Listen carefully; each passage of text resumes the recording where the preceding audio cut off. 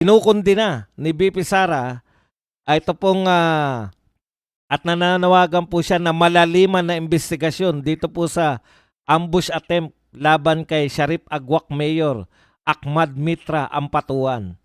Ito po ay dinidescribe ni BP Sara na degradation of peace and order o unti-unti na pong lumalala yung peace and order sa Pilipinas. No? Ang katakataka pa rito, sabi po niya, yung mga ganitong pangyayari nagpapakita ng degradation. Okay, hindi siya napapansin. Napapansin ko sa mga otoridad, parang life goes on. Normal lang na meron kang nakikitang RPG sa gitna ng daan in broad daylight. Hindi yan normal at hindi yan dapat pinalalampas. Dapat merong malalim na investigasyon. Yan po, ako nagulat eh. First time parang nanonood ka lang ng pelikula, no? Ang ginagamit na sa pang-ambus RPG na. Sa mga hindi po nakakaalam ng RPG, rocket propelled grenade. Ang ibig po sabihin, dati po yung mga granada, hinahagis lang mano-mano. Ito po, binabala po, no? Yung granada para mas malayo po ang marating. Imagine niyo yun. Pag binato ka ng granada, ang tindi ng sabog, di ba? Ito po, binabala sa rocket yung granada. Ganyan po yung RPG. Ito po ang mga katanungan ni BP Sara. Paano ito nangyari at paano nagkaroon ng RPG ang mga, siguro sabihin na natin sibilyan. Kasi hindi naman talaga yun mga uniform personnel. Yan po ang mga katanungan nito ni BP Sara. Hindi na po uubra, no? Huwag po nating gawing normal ang lahat. Hindi po uubra na yung ambus-ambus gawin po natin, wala na lang pansinan. Ni wala pong nagra-raise ng issue na to, no? Mas importante pa yung issue ni Tariela. Mas importante pa po yung issue ng ni Kiko Barsaga. Buti pa si Kiko Barsaga nakailang salang na sa investigasyon. Sabi ni BP Sara, wag nating gawing normal. Na bahala na lang. Ibang uri na po to. Mga civilian, may mga hawak na RPG. Hindi po dapat ito nagiging normal sa atin. Yung pagbagsak po ng peace and order ng Pilipinas, lalo na po sa Mindanao, ang tagal pong pinagsikapan, no? Nung panahon po ni Tatay Digong, relatively, tahimik na po ang Mindanao. Oh, may nabalitaan pa po ba kayo nung panahon ni Tatay? Dati po, before Tatay Digong, parang ang hirap lutasin, no? Ng peace and order dyan sa Mindanao. Problema ng Abu Sayyaf, problema ng kung ano-anong grupo. Oh, biglang isang presidente lang po, kaya po pala. At isang presidente din, no? Natutuwa po tayo, nung naging presidente po si Tatay Digong, talagang nagkaroon po ng katahimikan. Hindi po natin sinasabi na wala nang kaguluhan sa Mindanao. Pinalalaki nyo nga, simpleng suntukan po pag may nag-rumble po sa Davao City. Ang laki-laking issue sa inyo. Eto, babaliwalain nyo lang. Relatively po, kumpara sa before Duterte, peaceful po ang naging pamumuhay ng mga tao at ang magpapatunay po niyan mga taga Mindanao. Kaya nga po nila, puring-puri yung mga Duterte. Kaya nga po, pwede kayong masiro sa Mindanao eh. Lahat ng kandidatong lalaban sa Duterte, pwede po kayong masiro sa Mindanao. Ganyan po, katindi yung impact ng mga Duterte ng pamumuno nila sa Mindanao. Nung naging presidente si Tatay Digong. At sa Pilipinas din po. Sabi ko nga, isang presidente lang pala. Pwedeng makapagpatahimik sa Mindanao. Isang presidente lang. Pwedeng ang tingin ng Pilipino sa Pilipinas ay maging kakaiba. Isang presidente lang, pwede pala tayong hangaan ng buong mundo. Isang presidente lang pala. Pwedeng igalang ang mga Pilipino. Pero ang masaklap po na katotohanan, kung ang isang presidente pwede pong maging kagalang-galang ang mga Pilipino sa buong mundo, pwede rin po na isang presidente pagkatapos, ay pwede pong mas masadlak pa ang Pilipinas kaysa sa before dumating si Tatay Digong. Pwede po pala na lahat ng pinaghirapan ng mga Duterte sa isang iglap, wala pa pong 4 na taon, pag-aapat na taon pa lang, pwede palang mabasura lahat. Dahil sa pagpalit ng isang may kwentang presidente. Magagalit sila pag sinabi mo wala kwenta eh. Pag pinalitan pala yung matinong presidente ng isang may kwentang presidente, saglit lang pala, no? Lahat ng sikapan. Sabihin ko dapat pinagputa. Instantly. Yung pinagsumikapan ng 6 na taon ni Tatay Digong. Knock on woods po. Meron po nababalita ngayon na virus dyan sa India. Sana po hindi makapasok sa Pilipinas. Kasi po, si Tariela nga hindi malutas eh.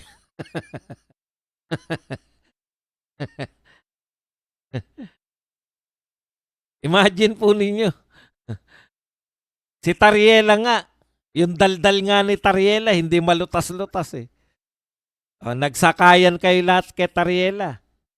Ano kaya kung bawian naman, gusto nyong ipersona nung grata yung kanilang mga ambassador dito. Talagang yung Senate President, alam mo, Senate President ka. Ang laki ng papel mo sa buhay. No?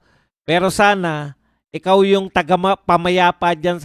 Sunod-sunuran ka sa mga war freak mong mga kasenador eh. Alam nyo, sa Senado, ang tatapang nyo lahat. Bilib ako. Ang tapang nyo sa China.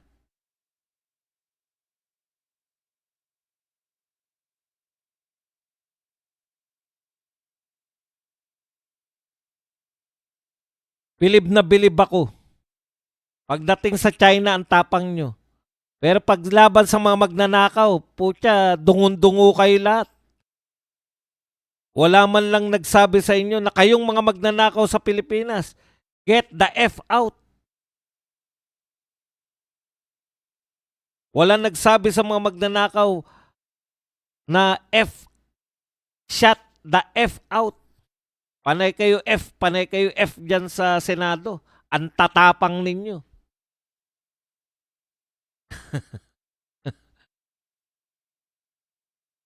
Yan yung problema.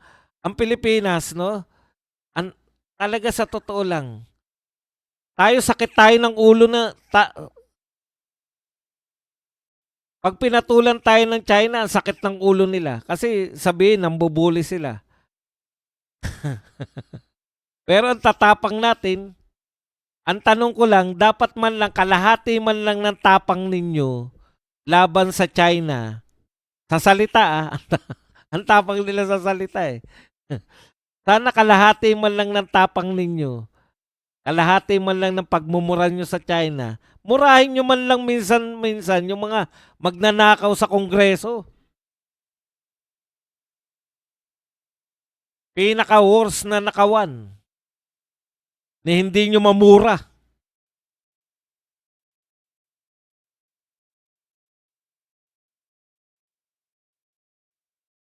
Yan talaga. Tapos ngayon. Imbestigahan, walang pumapansin. Sa House of Representatives at sa Senate, wala pong pumapansin dito sa naganap dito sa ano sabi ni BP Sara, wag nyong gawing normal yung RPG. Hindi po siya normal. Yung degradation po ng ating peace and order, lalo na sa Mindanao, mukhang nagbabalik na naman po. Hindi nila makontrol eh. Alam kasi ng mga criminal group, marunong po sila. Yung mga criminal po, hindi po nadadaan sa tokes yan. Ang kaibahan po ni Tatay Digong, marunong siyang makipag-usap sa mga kriminal. Si VP Sara Duterte, kaya takot na takot yung mga kriminal. Gagawin nyo ang lahat. Yung mga kriminal na magnanakaw, kakampi ng mga congressman at mga senador, o kayo mismo yung magnanakaw, alam ng mga kriminal. Alam pala ng mga Duterte kung paano makipag-usap sa mga kriminal. Ang mga kriminal po, hindi po nadadaan yan sa mga get the F out o kaya just shut the F up. Wala po yan sa mga kriminal. Sa kriminal po, aksyon. Pag sinabi ng presidente na matutumba kayo at may natumba, hudyat yun sa kriminal na putya itong presidente na to. Hindi to pwedeng paikutin. Takot ang kriminal sa mga taong pag nagsalita may aksyon. Pero sa mga taong alam nila na hanggang bunganga lang, hanggang tokis lang, matatapang lang sa tokis, katulad namin mga vlogger.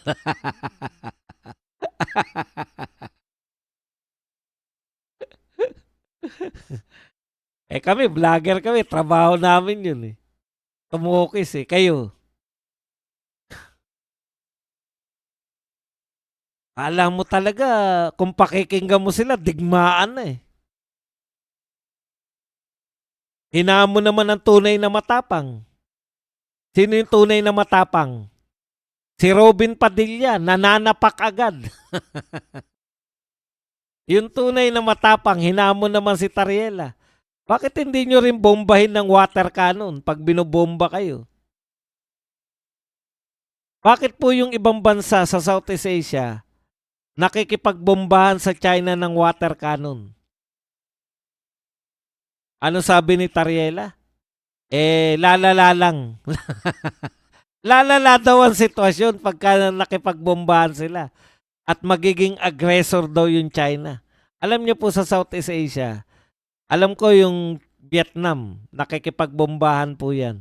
Yung Indonesia, may instance po na nakipagbombahan po yan ng water cannon.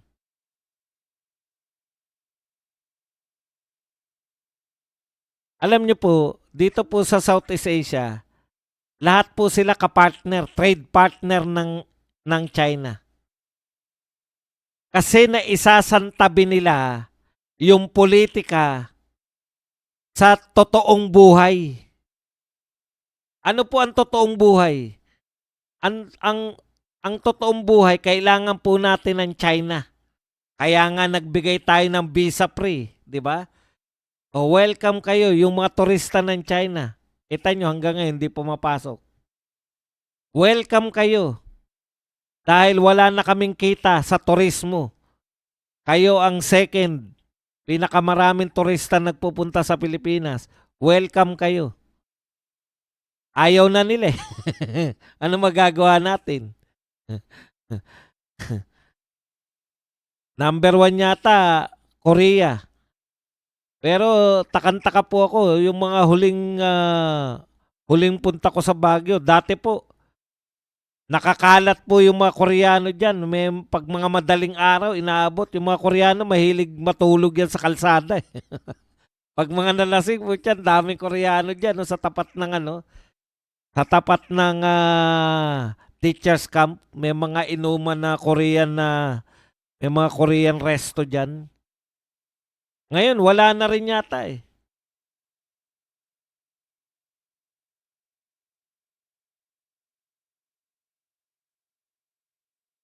Okay. Eto po, tignan nyo halimbawa nito.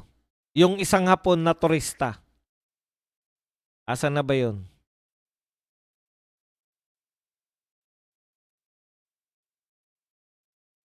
Eto, sugatan ng isang turistang Hapon matapos manlaban sa isang holdupper sa Parañaque City. Tignan nyo po. Ayan, naka-video. Binibidyo siya habang dumadaan-daan po yung nakipaghablutan siya. Buti na lang hindi mamamatay tao tong Tong kriminal na to, holdupper lang. Pag lang talaga yung ano, yan nakikita sa video. Ibig sabihin, pag uwi nito sa Japan, ilang Hapon ang matatakot na pumunta sa Pilipinas dahil dun sa isang holdupper na nakipaggawan sa kanya ng bag. 'Di ba? Peace and order po yan. Masyado tayong busy. Ha? Masyado tayong busy tugisin yung mga hindi nating kaaway katulad ni Kiko Barsaga, ni Leandro Lebiste. Yan ang mga pinagtutunan natin. Imbestigang katakot-takot. Oh. Kung nagkataon na sitting senator yan si Bong Revilla, sa tingin nyo makukulong ba yan? Tignan nyo makasabayan niya na gustong kasuhan. Si Jinggoy, si Joel Villanueva, si Chis Escudero. Oh. Bakit hindi po nakukulong? Impeachment eh. Obvious ba? Pag yung mga yan hindi nakulong at bumoto laban kay BP Sara sa impeachment, alam nyo na kung ano naganap. Ano na persona non grata, diplomat, ipepersona non grata mo. Hindi mo naisip na kung gaano karami ang Pilipino sa Hong Kong, sa Macau at saka sa mainland China. Ang tatapang eh. Pero pag namroblema naman tayo sa mga OFW natin, buti nga hindi pumapatol yung mga Chinese eh.